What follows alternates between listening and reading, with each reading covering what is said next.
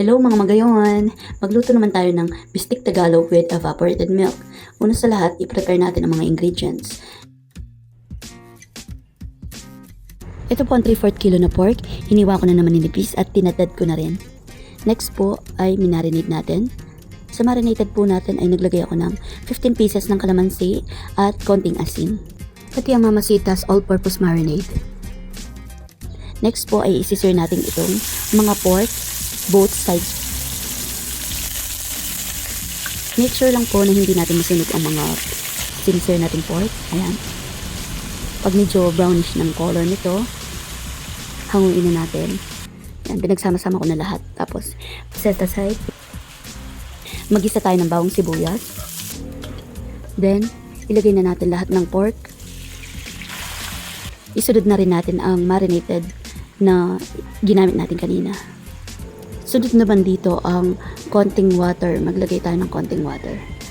Pakuluan natin ng 15 minutes para lumambot ang mga pork.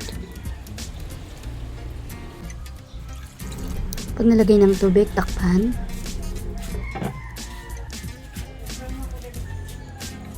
Pagluto na ng ganito, okay na. Lagay tayo ng konting toyo. Mga ano lang yan, 1/2 cup lang. Tapos, lagay natin ng aji ginisa. Isang piraso lang po. Then, paminta.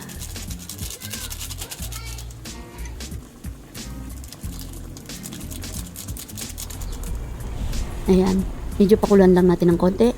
Pag okay na, ilagay na natin itong ating Alaska. Maliit lang na evaporada. Tapos, saluin natin. Mix lang ng ganito.